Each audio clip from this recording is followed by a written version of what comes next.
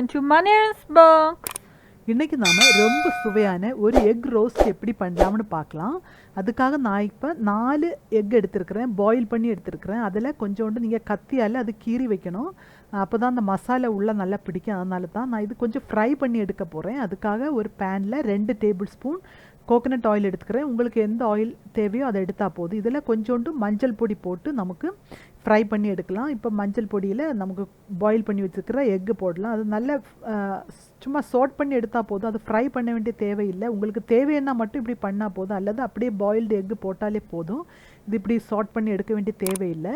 அப்போ இதுக்கு கொஞ்சம் மசாலா வேணும். அதுக்காக ஒரு பெரிய பீஸ் ஜிஞ்சரும் ஒரு 8 கார்லிக்கும், 1/2 டீஸ்பூன் ஹோல் பெப்பரும், 1/2 டீஸ்பூன் சோம்பும் எடுத்துருக்கிறேன். இது நீங்கள் பவுடராக எடுக்கக்கூடாது, ஹோலாக எடுத்து க்ரஷ் பண்ணி தான் எடுக்கணும். நீங்கள் எடுக்கிற பூண்டை விட கொஞ்சம் பெரிய பீஸாக இருக்கணும் ஜிஞ்சரு, அதனால தான் கொஞ்சம் அதிகமாக ஜிஞ்சர் எடுக்கணும்னு சொல்லி ஒரு பெரிய பீஸாகவே ஜிஞ்சர் எடுத்துடுங்க. அப்போ அந்த சேம் ஆயிலே எல்லாம் போட்டு கொஞ்சம் லைட்டாக கலர் சேஞ்ச் ஆன அப்புறம் ஒரு 4 பெரிய வெங்காயம் எடுத்துருக்கிறேன். நான் அது லார்ஜ் சைஸ் நான் எடுத்துருக்கிறேன். அதாவது எனக்கு கிரேவி கொஞ்சம் அதிகமாக வேணும், அதனால தான் லார்ஜ் சைஸ் எடுத்துருக்கிறேன். உங்களுக்கு இவ்வளவு கிரேவி வேண்டான்னா நீங்கள் இதோட ஹாஃப் எடுத்தாலே போதும் எல்லாம். இப்போ இது கொஞ்சம் பொறுமையாக நமக்கு இது ஃப்ரை பண்ணணும். அதாவது இந்த ஆனியன் கொஞ்சம் ஃப்ரை ஆகிறதுக்கு டைம் எடுக்கும் நமக்கு, அதனால இது கொஞ்சம் பொறுமையாக நீங்கள் ஃப்ளேம் ஹை லோ அப்படி மாற்றி மாற்றி வச்சாச்சுன்னா உங்களுக்கு அது ஃபாஸ்ட்டாக ஃப்ரை ஆகி கிடைக்கும். இப்போ எனக்கு இவ்வளோ ஆயில் போதும். உங்களுக்கு அதிகமாக ஆயில் வேணும்னா நீங்கள் அது இடையில கொஞ்சம் விடலாம் தேவைன்னா. ஆனால் என்னோட இந்த பேனுக்கு கொஞ்சம் ஆயிலில் எனக்கு ஃப்ரை பண்ண முடியும். அதனால் நான் இப்போ எனக்கு 2 டேபிள் ஸ்பூனு இது கரெக்டாக இருக்கும். நான் இப்போ ப்ரௌன் ஆகி கொண்டு வந்திருக்கிறேன். எல்லாம் ப்ரௌன் ஆகிருக்கு, கலரெல்லாம் சேஞ்ச் ஆகி நம்ம ஆயில் விட்ட ஆயில் வெங்காயத்துலேருந்து வெளியே வந்திருக்கு. இதுதான் கரெக்டு. அப்போ நீங்கள் இவ்வளவுக்கும் ஃப்ரை ஆகுறது வரை நீங்கள் பண்ணணும், அப்போ தான் அந்த டேஸ்ட்டு உங்களுக்கு கரெக்டாக கிடைக்கும். இப்போ நான் இதில் அந்த எக்கு சாட் பண்ணின ஆயிலில் தான் நான் இது ஃப்ரை பண்ணனால கொஞ்சோண்டு கலர் எல்லோ கலர் இருக்குது. என்ன இருந்தாலும் நான் கொஞ்சம் மஞ்சள் பொடி ஆட் பண்ண போகிறேன். ஒரு 1/4 டீஸ்பூன் மஞ்சள் பொடி ஆட் பண்ணலாம். இதுக்கு நீங்கள் கொரியாண்டர் பவுடர் சில்லி பவுடரோட கொஞ்சம் அதிகமாக எடுக்கணும். சாதாரண நார்மலாக எடுக்கிறத விட நமக்கு இந்த எக் ரோஸ்ட்டுக்கு கொரியாண்டர் பவுடர் கொஞ்சம் அதிகமாக எடுக்கணும். அதனால நான் இப்போ 2 டீஸ்பூன் கொரியாண்டர் பவுடர் எடுக்கிறேன். அடுத்து 1/2 டீஸ்பூன் சில்லி பவுடர் எடுக்க போகிறேன் நான். இப்போ நீங்கள் சில்லி பவுட்ரு காஷ்மீரி சில்லி எடுத்தாச்சுன்னா உங்களுக்கு கொஞ்சம் கூட கலர்ஃபுல்லாக இருக்கும். அதனால் உங்கள் கையில் காஷ்மீரி சில்லி இருந்தாச்சுன்னா காஷ்மீரி சில்லி ஆட் பண்ணிவிடுங்க.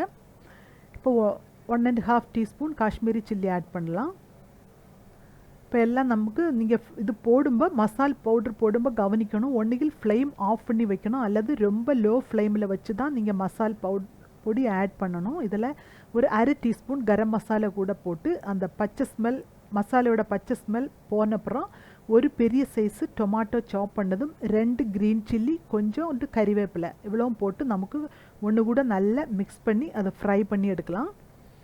இது ரொம்ப சுவையாக இருக்கும். அந்த ஆனியன் மட்டும்தான் ஃப்ரை பண்ண கொஞ்சம் டைம் ஆகும் நமக்கு. இப்போ எல்லாம் நல்லா ஸ்மாஷ் ஆகி நல்ல ஃப்ரை ஆகி வந்திருக்கு. இதில் 1 கப்பு ஹாட் வாட்டர் விட்டுருக்குறேன். நீங்கள் பச்சை தண்ணி விட வேண்டாம், ஹாட் வாட்டர் தான் விடணும். இதெல்லாம் நல்லா அந்த எண்ணெய் மேலே வர நீங்கள் இது குக் பண்ணுங்கள். இதில் கொஞ்சோண்டு ஜாகரி நான் போடுறேன். உங்கள்கிட்ட ஜாகரி இல்லைன்னா நீங்கள் சுகர் கூட போடலாம், அதிகமாக போடக்கூடாது. அதாவது நம்ம அந்த ஸ்பைஸும் எல்லாம் ஒரு பேலன்ஸ் பண்ணுறதுக்காக. அப்போ அதுதான் இது ஜாகரி போட்டாச்சுன்னா ரொம்ப நல்லா இருக்குது. அதனால் கொஞ்சோண்டு ஒரு 1/4 டீஸ்பூன் போட்டாலே போதும், அதிகமாக போட வேண்டாம். இது இப்போ அந்த மேலே கொஞ்சம் எண்ணெய் வந்திருக்கு, இதுதான் கரெக்டு. இப்போ நமக்கு இதில் எக்கு ஆட் பண்ணலாம். ஃப்ரை பண்ணி வச்சுருக்கிற எக்கு நீங்கள் இப்படி சாட் பண்ணலைன்னா சும்மா கூட போடலாம்.